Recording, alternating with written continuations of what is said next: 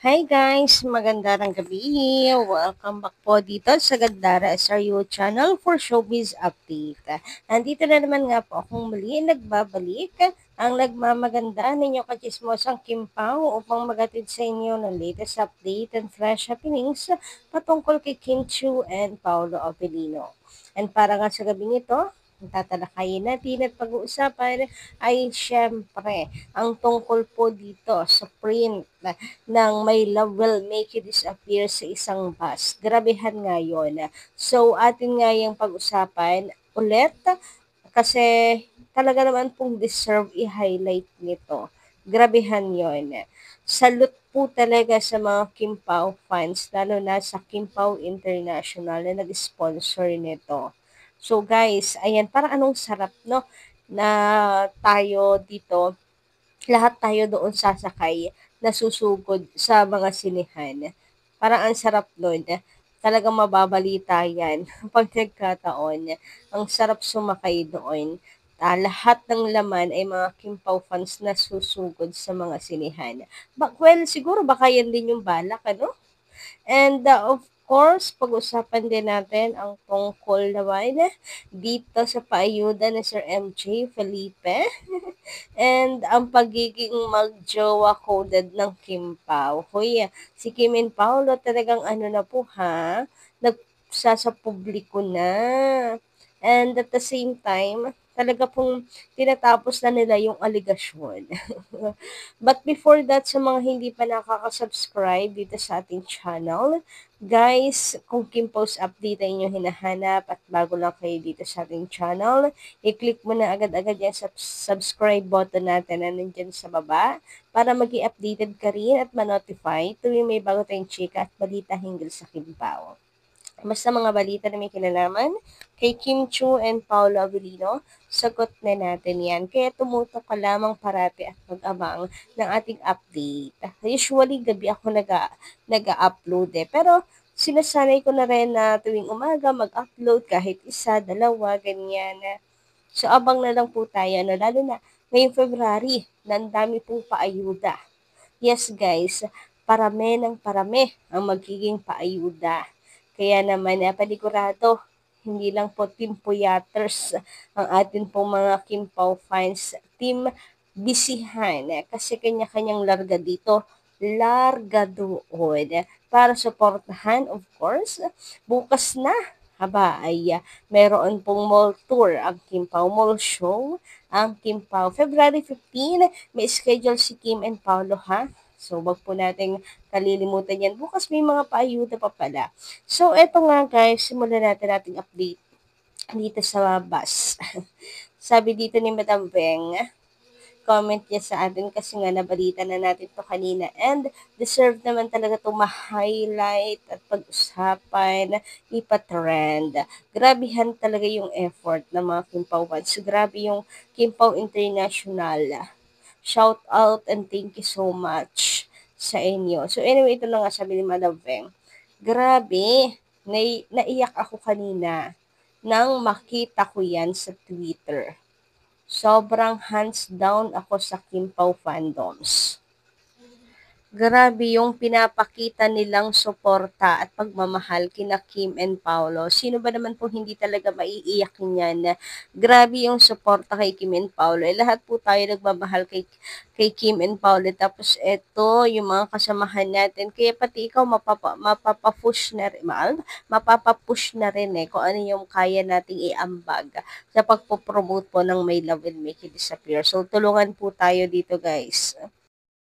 And guys, wag pala kayong mahihiya ha. Pag ganyan, halimbawa may nakikita kayo, grabe yung effort, pagmamahal na binibigay kay Kim and Paolo, grabe yung na talagang binubuhos nila. Tapos kayo, maliit lang, halimbawa may picture lang kayong maliit ibibigay kay Kim, kay Paolo, or thank you message, or letters para kay Kim and Paolo lang, yung kaya nyong gawin. Wag po kayong mahihiya or kahit isang flower lang iaabot nyo kay Kim and Paolo. Wag kayong mahihiya guys dahil yan po ay counted and appreciated. So presensya nyo pa nga lang po. Makita lang kayo ni Kim and Paolo doon, super happy na sila. Ayan na. So, bonus talagang meron pong fandom ang Kim Pao. Kagaya nito, na grabe yung mga pakulo. Na grabe, all out talaga yung suporta. So, masasabi ko lang po dito, huwag kayong mahihiya lahat, mapamaliit na bagay man yan, kaya nyong ibigay sa pagsuporta kay Kim and Paolo, kahit nga po team online lang tayo. Kahit team dot lang, kasama tayo sa pagpapatrending, ay napakalaking bagay na yon na appreciate, nakikita ni Kim and Paolo. So, kahit letters lang yan, magpapapirma kayo kay Kim and Paolo. Guys, huwag kayong mahihiya. Lahat yan ay counted talaga. So, lahat tayo dito tulungan lang. Kahit siguro mamigay ka lang ng kagaya nga nun, may nakita tayong pamaypay. Huy, sa totoo lang, hindi yun maliit na bagay ha. Walang maliit na bagay guys sa pagsuporta sa Kim Pao. Walang maliit na bagay.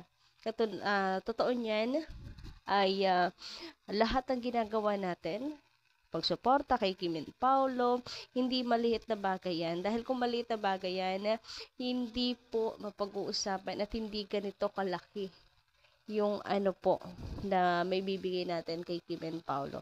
Kaya ngayon, ramdam na ramdam natin yung My Love Will Make You Disappear. Even sa March pa po ito ang showing. Anyway, pagpatuloy nga natin yung komento ni Ate Veng. Sabi niya dito, saan na nga ba tayo?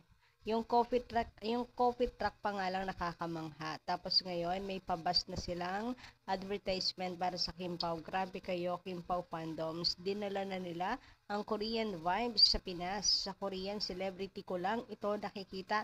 Ngayon, nasa Kim Pao na.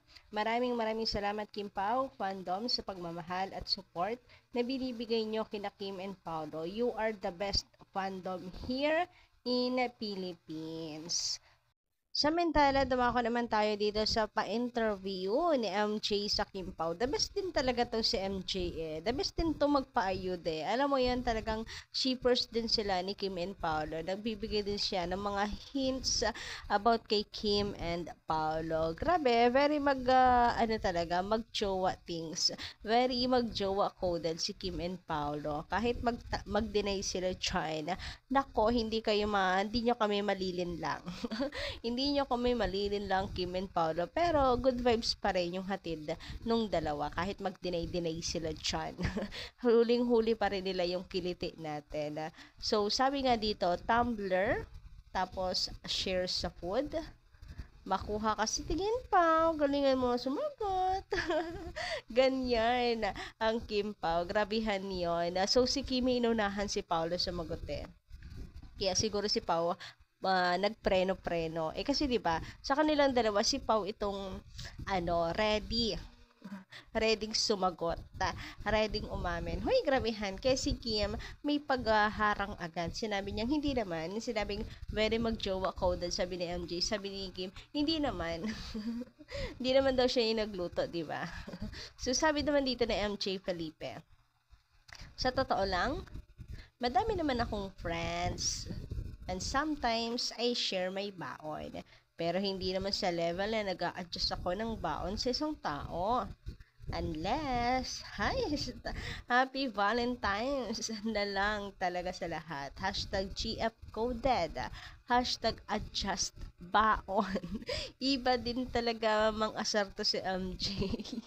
Iba din talaga yan.